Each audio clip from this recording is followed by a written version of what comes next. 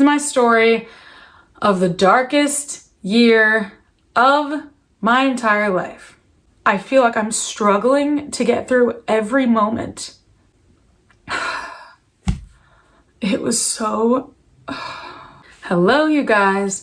I've been putting off making this video because I felt like I just wanted to wait till I had even more clarity on everything and everything was just perfect basically, but that's never gonna happen probably. And you know, 16 months postpartum at this point. So I feel like it's time to share my story of my postpartum depression and anxiety. So in this video, I'm gonna tell you my story, the lows, the turning points, the things that really helped me heal. And then I also actually made a list of things that I think really contributed to my postpartum depression anxiety. It's kind of like in some ways a big mystery because there is not that much that's like really known about postpartum depression and anxiety. Those things are not talked about enough. Definitely probably more now than ever in history, which is amazing, but still not enough. I had a bit of a hard time figuring out what the heck to do. And I've been in the mental health space dealing with mental health challenges for a long time.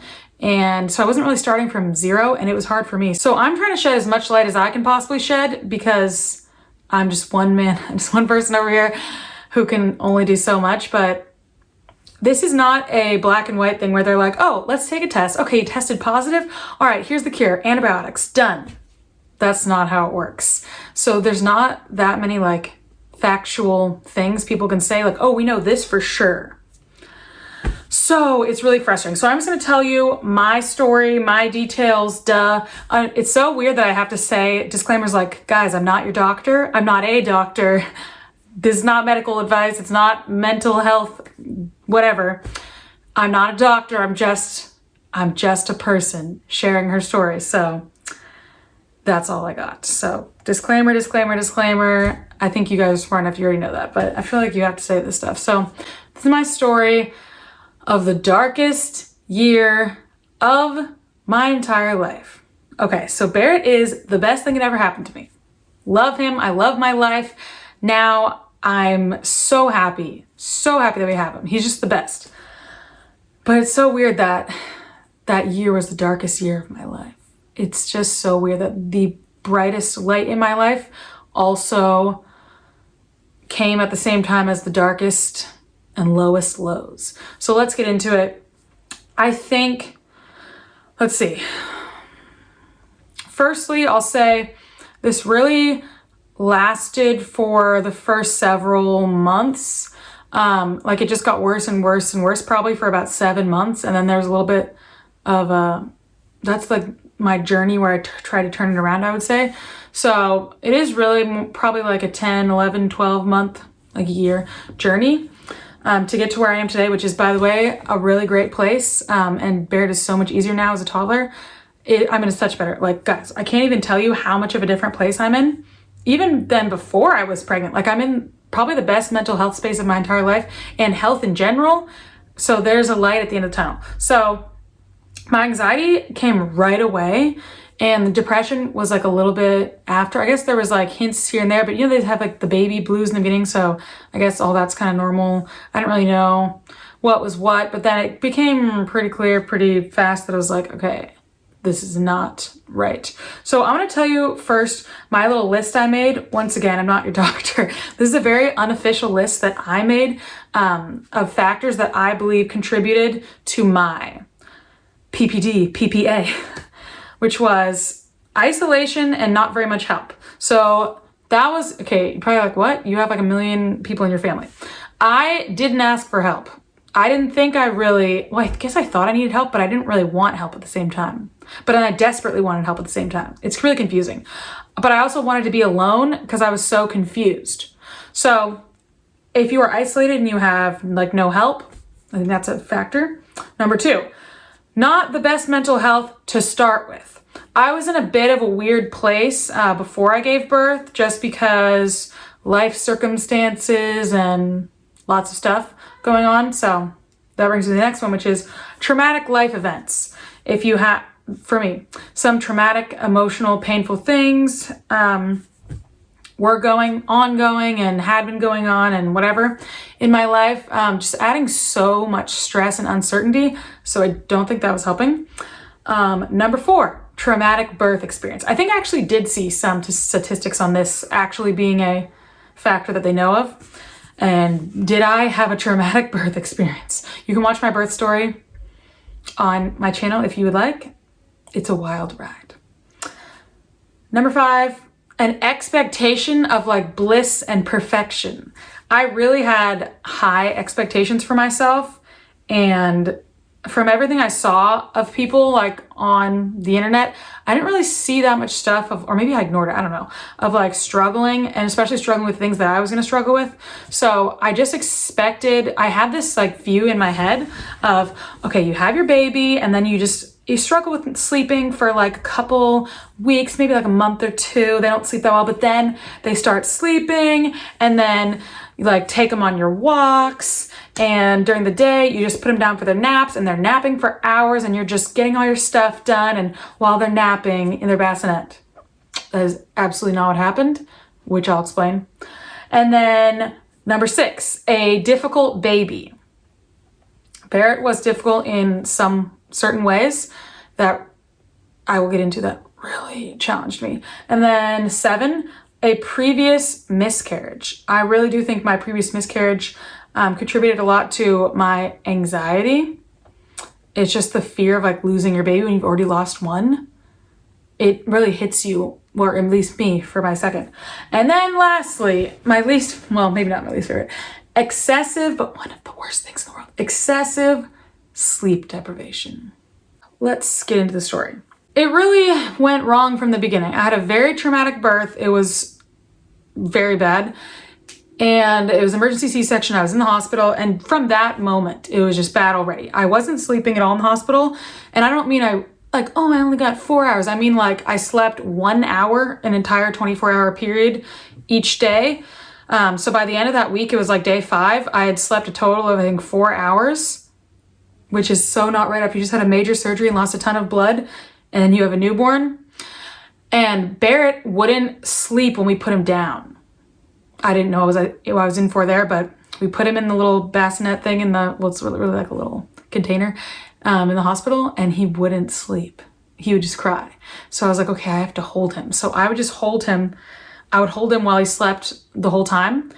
And I didn't want to send him off to the nursery, especially I think after him being in the NICU, and he was there for only 36 hours, and then me having a miscarriage. I just didn't want him to be out of my sight. I wanted him to be with me. I wanted to comfort him. We'd both been through so much trauma. I just didn't want to let him go. So I was just holding him and not sleeping. Couldn't sleep. And I was so stressed out. I was so anxious. I was so confused. Like, what am I doing? Breastfeeding was really challenging and really painful, and I felt like it wasn't really working in the beginning, which it has a happy ending. I made it a year. But anyway, it was so challenging, and I was just so shocked. I was absolutely shocked. My life before had been full of like so much freedom and a lot more control and sleep. And to go from that to suddenly shocked, not sleeping, have no idea what you're doing, things are not going perfectly. I was used to like succeeding at things pretty well, I would say. And this was just like, I don't know what I'm doing. I don't know how to do this stuff. I feel like I'm lost. So I was already hit really hard in the hospital, and it was just very dark. I was so like, and I didn't feel like I had bonded with Barrett. I was like, oh my gosh, she's amazing. But I was also just like confused. I didn't really feel that bond. And now I can really say that, because now that I feel it, I'm like, oh, I didn't feel it then. Now that I know what it feels like. So we brought him home. I could barely move. My C-section, my blood loss, all that stuff was just very difficult. And I'm like, okay, so I just got home. I feel like I died, and now I'm supposed to take care of someone else? Shouldn't someone be taking care of me 24/7? But that wasn't how it worked. And I put so much pressure on myself. It was insane. I just didn't know. I hadn't done this before. It was just so confusing. So I was trying so hard to breastfeed. I really wanted to breastfeed, and it was so hard, and it was so painful. I just have so many memories. I just have these memories of just sitting there on the couch, holding him, feeding him, and just crying in pain and just saying like, I don't know what to do. I can't do this. How am I gonna do this? It hurts so bad. Everything hurts on my body. I'm so lost. I'm so scared. What is my life now? And it was so dark and it was so hard. And that was just the beginning. And my mom was telling me with us, we slept like 4 hours at like 4 weeks and like 5 hours at 5 weeks and like 6 hours at 6 weeks. So each week would come and I would expect okay. It might seem really weird to get so emotional about sleeping, but unless you've had a baby who didn't sleep, you won't understand. Every week that would come, I would expect him to sleep more, and it wouldn't happen. He would just stay with like 2 to 3 hours, sometimes 45 minutes. That happened a lot. And the sleep deprivation just started to build up and build up. But the anxiety got so much worse at the same time. So I was so anxious all the time because it was like, I would go to bed and be like, how much am I gonna sleep tonight? When's he gonna wake up next? And he would wake up screaming and I would just jolt awake and just be so anxious and be so tired. And then I would feed him and be in pain. We did figure out he had lip and tongue ties. We got those lasered, and within a few weeks, breastfeeding was finally easy. It didn't hurt. I didn't cry over breastfeeding anymore after that. Except for actually when he bit me at 10 months, but that was a different story. So thank goodness that got better. But the sleeping, it actually ended up getting worse. I didn't think that was possible. Every night I had hope like, okay, maybe tonight will be different. I tried all these random different things and I started to get so mad at everyone I saw with all these babies, they just put down to sleep. In the daytime, I couldn't really put him down either. I had to hold him the whole time. So there'd be so many days where I had gone the whole day. I had a really hard time making all my food with one hand, whatever. But by the end of the day, I hadn't showered, I hadn't brushed my teeth, I had barely done anything. I was exhausted, and doing everything with one hand was very challenging, and certain things I couldn't do with one hand. So I just felt so helpless and so powerless and so on edge, the anxiety, and the depression was really like hopeless, powerless, dark.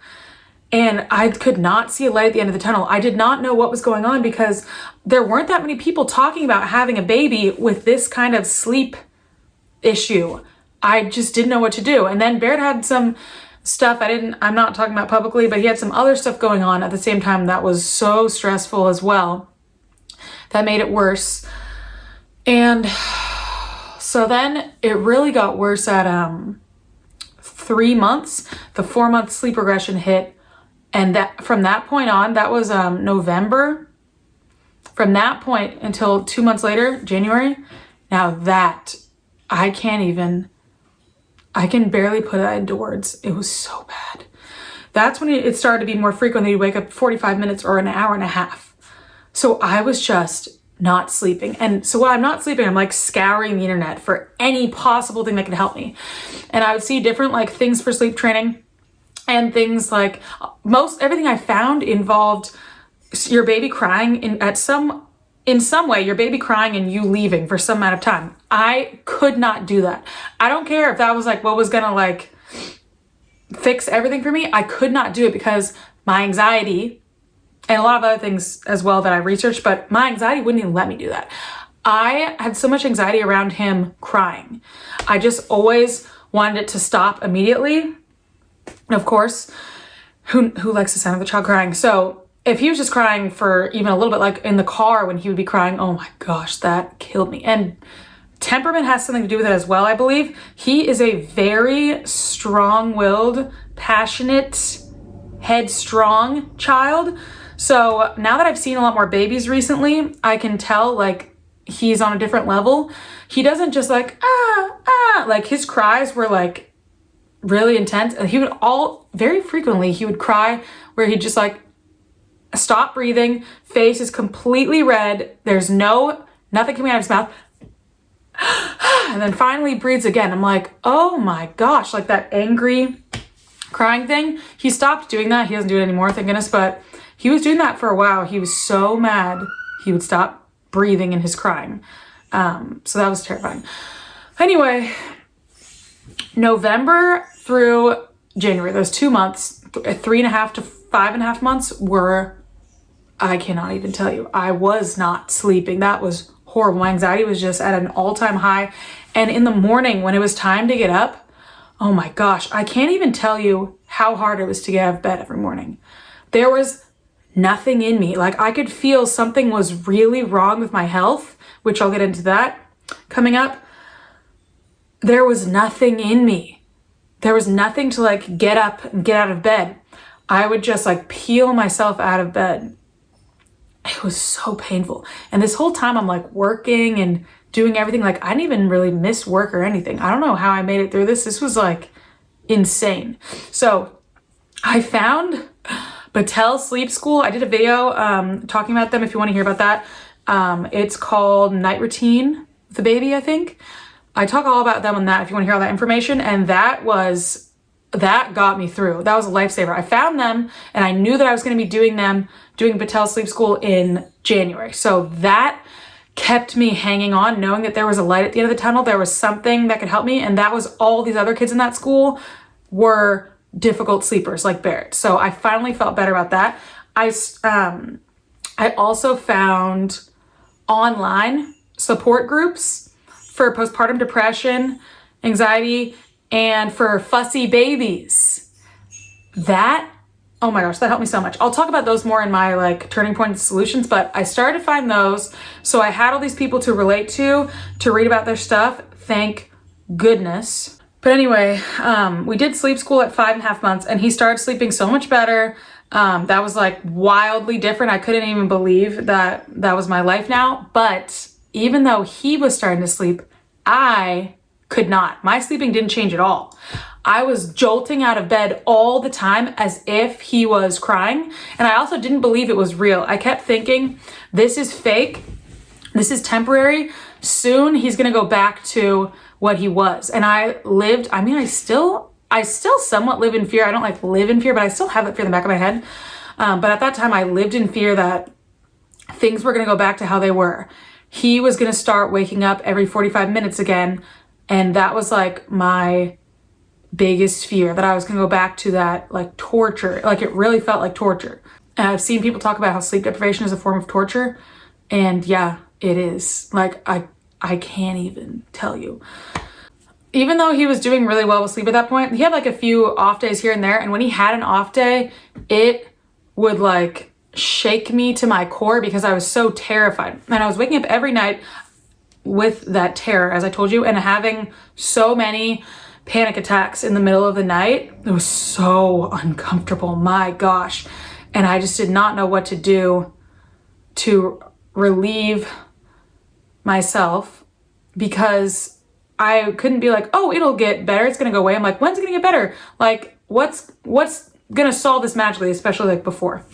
So I have a memory of, at one point, I have no idea when this was in this whole journey. The time just goes together. But I was sitting there on the exercise ball holding him and I was crying so loud and I was like yelling and crying. And I was like yelling, God, why? Why is this happening? Why won't you help me? Why won't you save me? Why won't you get me out of this? Why are you letting this happen to me? I was so mad at God. I was just like, why is this happening to me? Like, how am I supposed to live through this? How do you think I'm gonna make it through this? During all this, I was feeling anger, like just in general, and I don't know who I was feeling that. I didn't really get mad at Barrett many times. There's a few times I got mad at him, but mostly I didn't have that. That can be a really common thing with postpartum depression, but I didn't really experience that. I just experienced more like deep hopelessness of just like things will never turn around, things will never get better, like so hopeless to the point of suicide. I hate to even say that out loud, to be honest, but that's true. I did a post about it on Instagram, so I'm glad I've already shared that, but I was in such a dark place, but I'd just be like, no, you have a baby who needs you. You can't leave him. And that's what would keep me hanging on, to be honest. But I just felt so hopeless. Like, my life will never be like enjoyable again, or easy, or easier. Like, it'll always be this hard, to where I feel like I'm struggling to get through every moment. And every moment of the day is just hard. And it didn't feel like people could relate to me. Like, having a child who is more difficult and struggling with motherhood, struggling to sleep at night, even though my child is sleeping, or feeling so horrible in the morning. When people would say like, oh, I'm so tired today, I'm just like, I don't think you know the meaning of the word tired. And when I would see people giving birth to their new babies on Instagram and posting them just like happily sleeping in the stroller, he never did that, or putting them in their bassinet for their nap, I was just like, motherhood is not like this for everyone. For some people, it's absolutely nothing like this. There's no peace, no peaceful, calm moments like that. It's like survival. So I had my lowest week in, I think it was March, so I think it was 7 months. We had a snowstorm here, and I was stuck inside for a whole week, and I didn't really see anyone, like my family or anything, and I was just like more alone with my thoughts. And I was so sad, because I was like, man, if this was the past me, I would have been out there in the snow, but I have a baby. I can't even go out in the snow. I'm scared to put him in a carrier. I could like drop him. This is my life now. I can't do anything now that I have a baby. I have to just live my life not doing anything, basically, which is not true, but that's how I felt in the moment. So that week, just everything piled on everything else, and I just reached a lower low than I thought was possible. I just felt even darker and more hopeless, and I decided, okay, I absolutely have to do something. I had gone to therapy actually right away. I knew I had postpartum depression anxiety, so I went to therapy right away, but my therapist didn't really help that much. So I guess that didn't help, because I kind of felt like, what am I going to do? I wasn't really interested in trying medication yet. I wanted to try therapy first. So I was like, I'm going to find a new therapist. I scoured the internet for a new therapist, and I actually did find one. And then I was like, I want to see a nutritionist as well, and then go to my doctor and get everything checked up on. So I started seeing my new therapist, who was a savage, to be honest. And she was like very no nonsense, but she was very, very helpful. And I went to this nutritionist and my doctor, and I got all my tests done and checked all my levels and everything. The only thing weird that we found, which I already knew, was my cortisol was like in the toilet. No wonder. I knew that. I could feel it. I had been on such high alert fight or flight cortisol for months on end that I knew there was that point where suddenly there was just nothing. And I could feel it. I can't explain. It was just like I was dragging through every second of my day. Like I was lifeless almost. Like every movement was just dragging like thousands of pounds around. I don't know if that explains it well, but it was like any simple thing I did was just a struggle, physically and mentally. So learning that about my cortisol, we made a plan. My doctor and my nutritionist, they both recommended the same supplement. It was called I forgot what it's called. It's by Jigsaw, adrenal something rather. And it's literally just vitamin C, potassium, and sodium. And then some other things to support my circadian rhythm and my adrenals, and among whatever else the heck.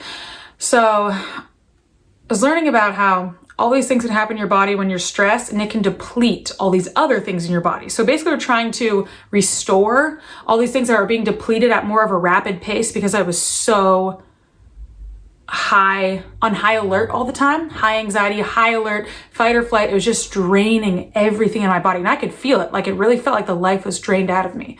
So I was basically replenishing myself mentally and physically, which is exactly what I needed. And I started doing those new things and I started to feel a little bit better. In therapy, I also started to feel a little bit better. And then I had kind of like a series of turning points that got me to where I am right now, where I finally feel like, I feel like most days I'm thriving, to be honest. Like, I get done like everything I want to get done. I don't really procrastinate anymore. If it's like I have things to do, I do them all. I look forward to my days. I'll like happily wake up early and work out, and my sleep is restful almost every night. I still have residual sleep problems at this point, 16 months later, which is insane, but it is so much better than it was. And I'm more in touch with myself, like emotionally, mentally, than I ever have been before. My self-care is on a new level. It's in the best place it's ever been, absolutely, by far. I have so many great routines in place now. Like, my life is so much better than it was before I had Barrett. And I'm so much better now. So I'm gonna tell you guys things that I learned and things that actually helped me and my turning points. So reading and hearing about other women's stories, oh my gosh, that was so valuable. That's a big reason why I'm sharing this, because there's just something so powerful about that. When you see like, okay, I'm not alone. Someone else relates to me. There's not just something wrong with me and I just did everything wrong. So there were certain hashtags on Instagram that I searched. I cannot remember what they all were. Speak the Secret. I think it was about birth trauma. That one was amazing. I read that and got really in touch with my birth trauma. I cried instantly when I started seeing those posts. That was really good. There's a lot of accounts. Man, I need to like post them, post all the resources or something on Instagram, but there's a lot of accounts. I think Psyched Mommy was one of them. But there's a lot of really good accounts about postpartum depression. So helpful to see all that stuff. Joining online groups was so helpful. So postpartum depression group, and then the fussy babies group, and then something about sleep, babies who don't sleep, stuff like that. Okay, especially the fussy babies one, I was just like, wow, these people understand me. They get it, and they would understand, like they would even post funny things about seeing other moms posting about their babies who were clearly nothing like theirs, and how only people in our group will kind of get this. And that felt good because it felt like I was not a part of anything before. Like, oh, all these other women have these babies to sleep and I don't. I'm just out here alone. But then this group was like, okay, now I'm a part of something. And it was just made it a lot easier. Learning about birth trauma was very healing as well. It helped me see like the beginning of this postpartum journey and how that contributed to the whole thing kind of going off the rails. The more that I observed and analyzed and like documented, like journaling and videos and Instagram stories, the more I did that about my whole story, that helped a lot as well. Expression and like relating to others, and then women sending me their stories. I posted about like birth trauma when Lisa was in labor because it triggered the living daylights out of me. I didn't know I had birth trauma. I had birth trauma or experienced birth trauma. Great question how to phrase that. But anyway, I was so triggered when she was laboring, when she got a C-section, so triggered. And I posted about that and a bunch of people messaged me their stories and I just cried and cried and I felt so much better the next day. Like, don't underestimate the power of sharing your story and then having other people share their stories with you. I had to realize also that if someone hasn't experienced a fussy baby or a challenging baby in those ways, they are just not going to relate to you in that way. And you just can't let that get to you, because it really was getting to me. Like, there must be something deeply wrong with me, because that's what I was thinking, because I'm not relating to most people's stories. I also became aware of the fact that all I desperately wanted was validation. I just wanted to know, you did not do everything wrong here and screw everything up. There's nothing wrong with you. Things will get a lot better, but right now they are very hard. And yes, this is incredibly excruciatingly painful and hard. There's nothing wrong with you. It's just hard. And yes, your child is not sleeping like your average baby. something is going wrong. It's not that you are just not strong enough. Something's actually going wrong here. Like, you are dealing with something very, very, very difficult. I just desperately wanted that validation all the time, and I never really got it. I realized I had to give it to myself, which is what I've been doing. And from what I've learned from seeing other people's experiences, I'm like, yes, that was freaking hard. I did go through that. That was really hard. Of course, therapy was very, very, very, very, very helpful for me. I've been in therapy a lot, so I knew a lot of tips and tricks and things to do, but I was just in that downward spiral, that dark mental place to where I couldn't see positive possibilities in anything. It's kind of a weird thing. I don't know how to explain it, but probably won't understand unless you've been in it. When you get that down on yourself and that negative to the point of wanting to end your life, it's like all you can see is negative. Like, you like physically can't see the positive things. If some kind of hopeful thing or solution comes up, you just, like, I couldn't see it. I'm like, that would never work for me. And now looking back, I'm like, some of those things might have worked, but it's just like, no, that's impossible. That would literally never work for me. I tried everything. I didn't try everything, but it was like, I tried everything, because I tried a lot of things, but I didn't try everything. I didn't know things were going to be horrible forever, but it felt like I knew that. I think journaling and dedicating myself to getting in touch and expressing my feelings all the time was one of the most powerful things that I did, because I didn't hold everything in anymore. It didn't just live in my head. I could put it on paper and I could see that, like, I can make sense of things. Another thing I learned was the acronym HOW, which is honesty, open-mindedness, and willingness to try. So this is like the answer basically for when you're wondering how will I do it? And then the answer is in the question how, which is with honesty, open-mindedness, and willingness to try. So I think that could have solved like almost all my problems. Like, that was the solution right there. Like, how do I do this? Okay, honesty. Let me be honest here and actually say what I'm feeling to myself and other people. Open-mindedness. Let me open my mind here to the fact that I could be wrong in this situation. When I think that there's no solution, I could be missing something. I could be ignoring something. There could be something new I've never heard of. Open your mind. And then willingness to try.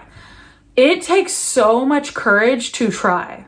Oh my gosh, especially when you're so depressed and so anxious. It takes a lot of courage to say, even though I'm terrified right now that this is gonna fail and I'm gonna be so disappointed, I want to try anyway. It is so hard. It's like almost easier in the moment to be like, I can't possibly face one more disappointment. I am not trying. I'm just giving up. I don't want to try because it's so painful. So that's the thing I remember now when I'm in a tough spot. HOW. I remember that. I will remember that next time for sure. And time really did help a lot because I was working on these things. I think if you're not working on it, time will just kind of make it worse. But I was like building on these things as time went by. Like, I was so terrified of something happening to Barrett. That was the anxiety there. Like, of people holding him. I was like, they're gonna drop him. They're gonna drop him. Even my mom, who has raised 11 kids, I'm like, she's gonna drop him. It made no sense, but I was terrified that something was gonna happen to him, or I thought that no one would ever wanna watch him because they'd be like, this was the worst experience of my life. It was horrible watching him. He was crying so much. I never wanna watch him again. That literally never happened. I actually had the opposite experience. People loved watching him, but I was at first so terrified that there would be no way anyone would ever wanna watch him. So I actually did take a risk, and what I'm saying actually before I actually did that, I overcame a fear and I was like, okay, I'm gonna try this babysitter watching him for an hour while I'm literally in the kitchen cleaning or whatever. And she's just holding him. And I was scared because I was taking a big risk that what was gonna happen was my big fear of, oh my gosh, she's gonna hate this so much and it's gonna prove to me that no one will ever wanna watch him. But I'm like, I'm so desperate, I gotta try something. So I did, and it actually turned out good. So I was proud of myself for that.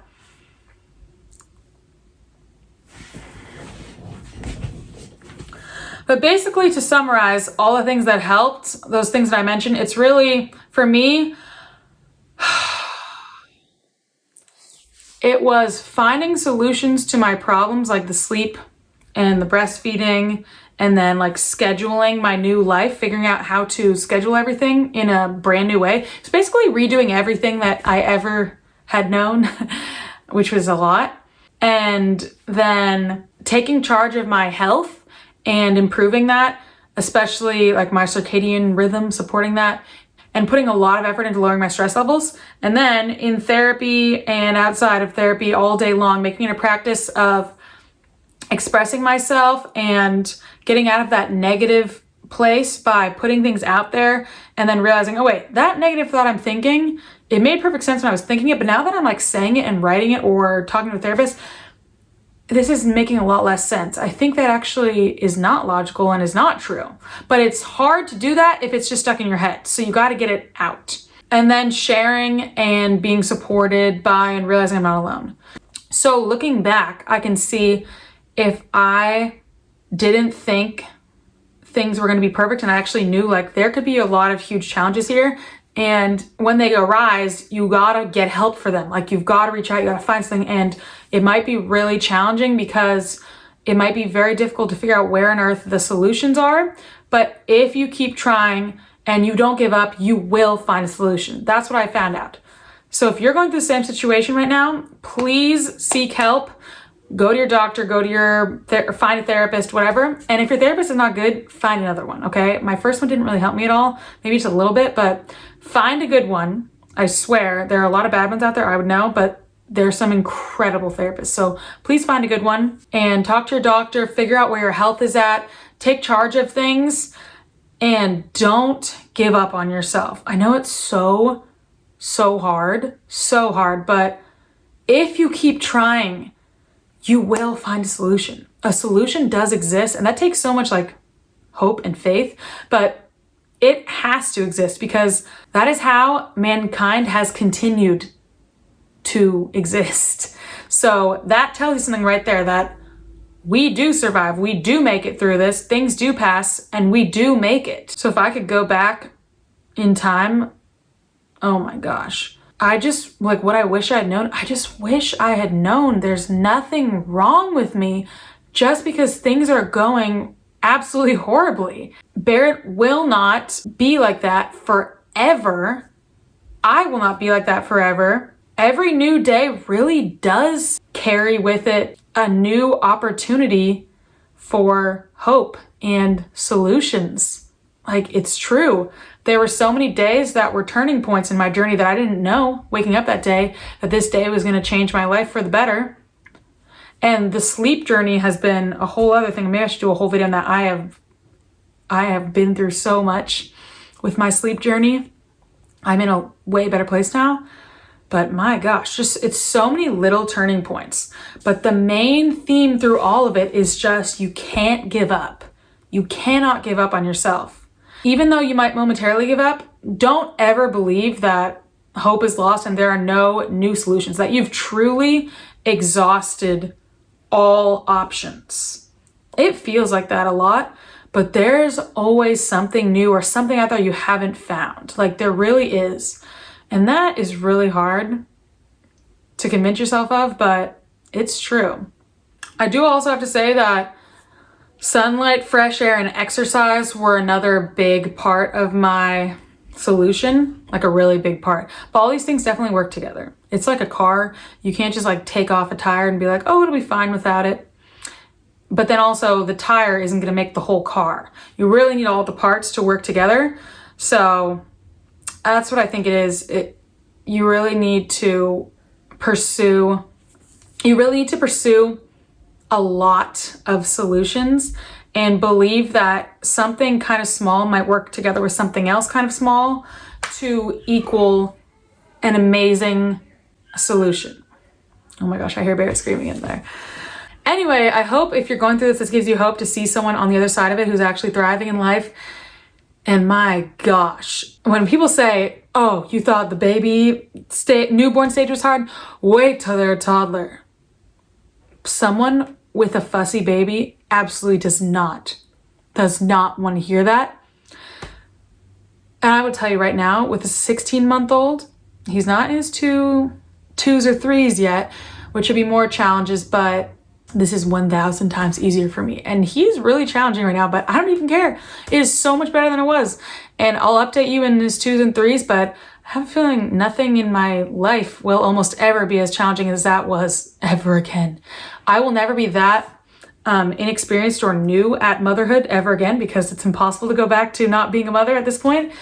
I'll never be in that place again. And that's why I feel hopeful about having another kid. When people are like, you would go through all of that again? I'm like, I'll never go through that again. If I have postpartum depression again, I have so many resources now, so many skills I've developed. I have so much knowledge.